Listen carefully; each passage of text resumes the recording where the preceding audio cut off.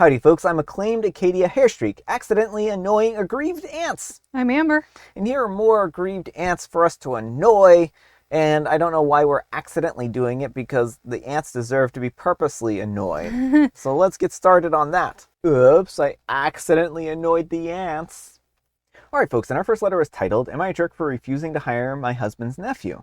I'm a 36-year-old female, and I'm a 6th-generation rancher on both sides of the family. After graduation from college, my grandfather bought me 40 acres, and since then, I've expanded. So, this ranch was mine long before I met my husband, and will remain mine even after we split.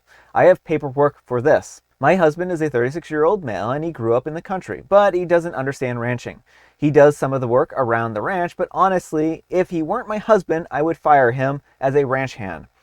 His animal husbandry lacks. He doesn't do anything unless specifically told to do it, like the man could drive by a downed fence with a truck full of tools and wouldn't stop or even tell anyone that the fence was down. He doesn't finish half of the tasks that he starts, and he costs me more money than I actually thought was possible because he's constantly breaking things. His nephew, an 18-year-old male, is the same way. I've hired him to do odd jobs at my husband's request, and unless I'm on top of him the whole time, it doesn't get done. This hasn't gotten better in the last 5 years, and honestly, I think it's just getting worse. Just recently, we were building a new barn, and his nephew didn't leave the house once to lift a finger, but still expected to get paid. Well, yesterday, one of my hands told me that he was moving, and I mentioned having to replace him to my husband, and he said, "Oh, I'll let nephew know." I asked why, and he said because he promised his sister that when he had an opening, we would hire the nephew. I told him that I'm too busy to babysit, so I'm not hiring him. Husband got mad and said that his nephew does good when he's working with the nephew's dad, so he thinks that he would do okay. I told him then his dad can come and babysit him, and I would pay them one wage, split. My husband doubled down and said that he would like to hire him. And I retorted, so that both of you can sit in a bunkhouse and smoke weed while the rest of us bust our butts, that's not going to happen. I would rather hire my 8-year-old nephew. Now my husband's entire family is calling me a jerk, and my mom is siding with them. My dad and both grandparents are saying that I'm right not to hire a garbage employee because he's family. So I'm leaving it up to Reddit to judge. All right, folks, what do you think? No, not the jerk. And honestly, maybe it's time for hubby to get out of the family business. Like, I understand you're married to him and you love him, but it sounds like he is doing way more damage than he is doing good. But definitely do not hire a nephew. You need employees who are actually adding and not subtracting from your business. Yeah, well, it's not going to be a successful business for long if the OP has to keep hiring people who aren't going to do a good job, right? Right. And it sounds like he knows he's not doing a good job, but he doesn't care because he keeps being hired for jobs. Yeah, so I think that, like you said, it might be time to give him a pink slip. I mean, I know that he's OP's husband, but if he's not willing to work, and OP can't enforce that in any kind of way, then there's no incentive for him to work, right? And the fact is that he's driving by fences that need to be repaired with bags of tools and won't do that, right?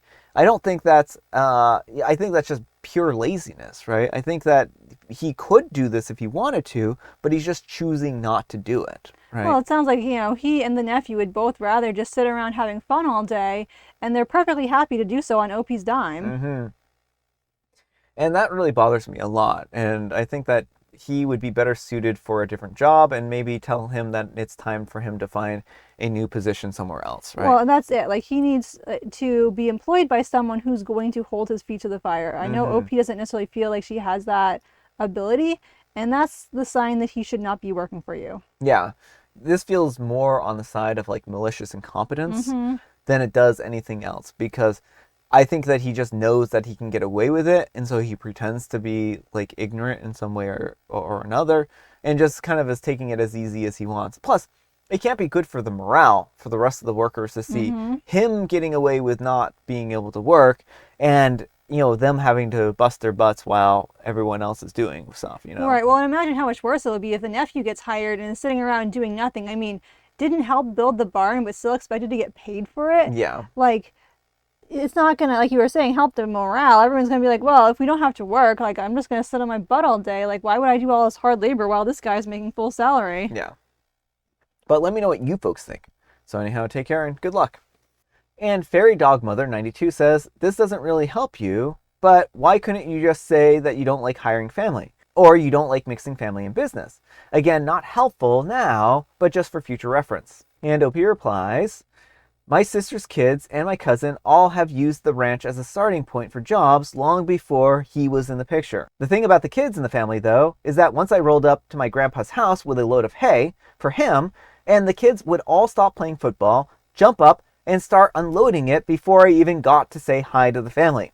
They don't have to be told what to do. If there's work to be done, then it gets done before play. It just sounds like they all have different work ethics. Yeah. And Prior Tomorrow 2863 says, you sound like a joy. I bet you didn't get a prenup, and when the poor guy finally gets rid of you, he is taking half of it. Lol. And OP replies, honey, the ranch before he came along was worth about $5 million, and my brother is a lawyer. No one is going to let me marry anyone without a prenup. I love the response to that. Yeah. Well, like the ridiculousness of like, oh, you sound like a joy. Well, I mean, wouldn't it be nice if we could all sit on our butts all day and not have to work for a living? Like, I know. Why should OP, keep subsidizing her bum of a husband? Mm-hmm. Well, this person is acting like asking him to do his job is so much, right? Like, it's such an unreasonable thing. Like, oh, you're a joy for telling him to do his actual frickin' job. Well, and it's like, OP isn't even always doing, like, the big issue here is, like, not hiring on his incompetent nephew. Yeah. And, like, that doesn't make you, like, not a joy. That makes you a savvy business person not to hire employees who are going to sink your company. Yeah. And Sab222 says, not the jerk, but it sounds like you hate your husband. Maybe explore that a bit. And OP replies, I don't have to like my husband's work ethic to like him. He can be a garbage employee, but luckily our relationship isn't an employee/employer one. And I think that that's really important here, right? Because, like, you can like aspects about your partner, but you don't have to like all aspects about your partner. But I also think that this may mean that it's time for the employee-employer relationship to be severed. Yeah. So you can still enjoy the good parts of the relationship without being sunk by his lack of work ethic. Yeah. All right, folks, and our next letter is titled, Girlfriend, a 24-year-old female, heard me, a 29-year-old male, tell her to shut up, so she sabotaged my work. Is this toxic? So I do DoorDash for work. I do shop orders, so I need my girlfriend to come along to help me. We do that 5 to 6 days a week.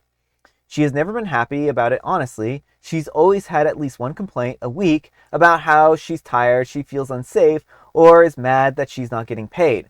She's got a lot of issues with it. She's also the type of person that shuts down when someone says something that she doesn't like.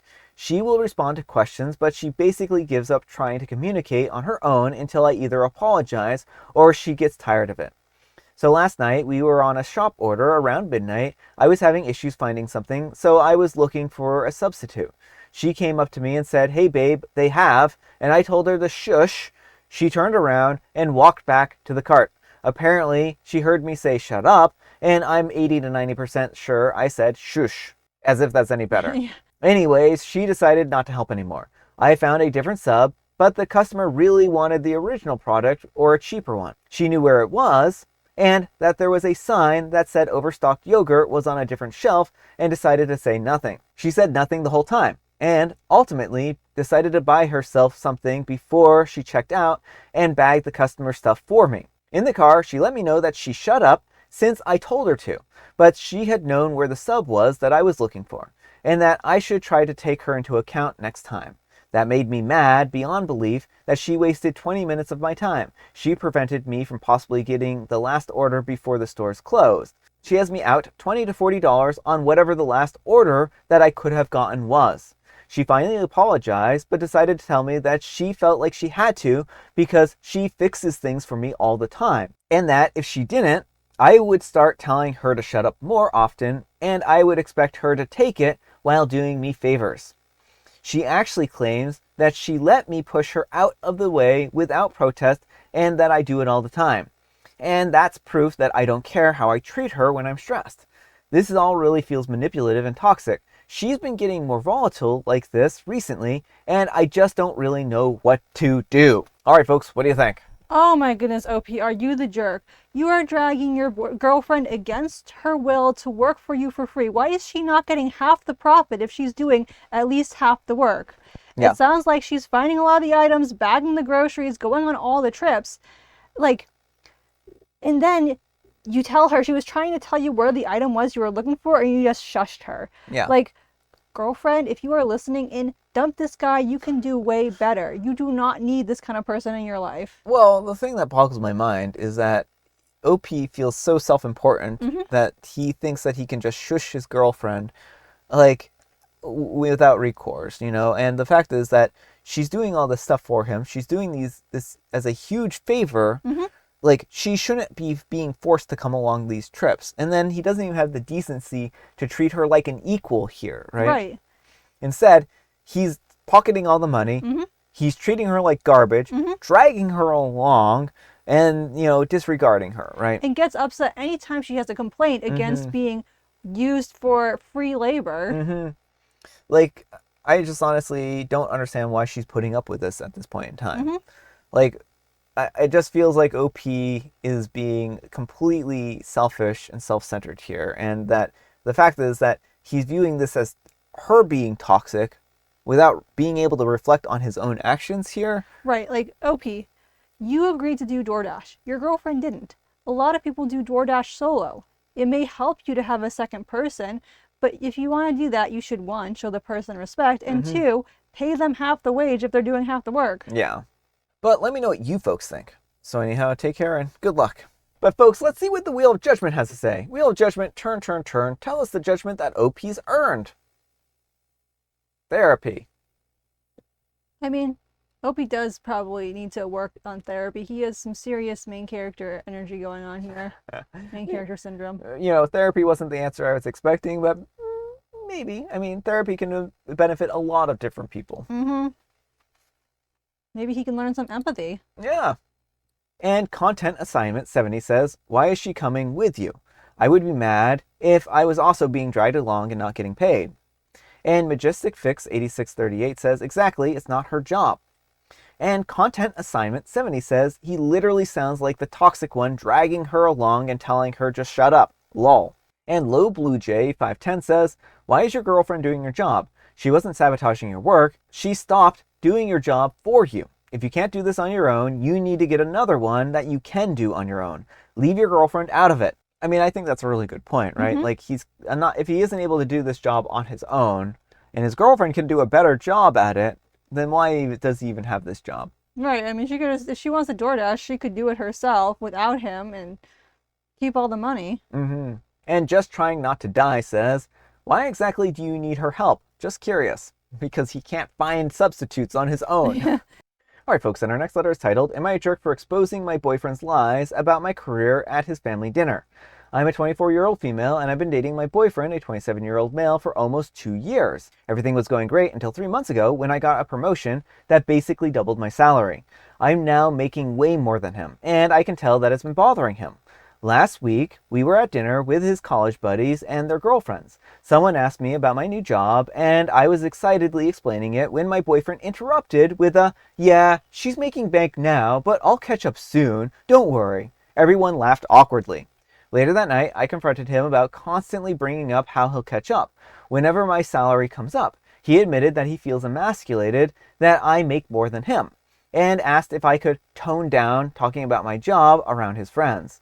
I was stunned, and I told him that his insecurity wasn't my problem to manage, and that I wasn't going to pretend to be less successful to protect his ego.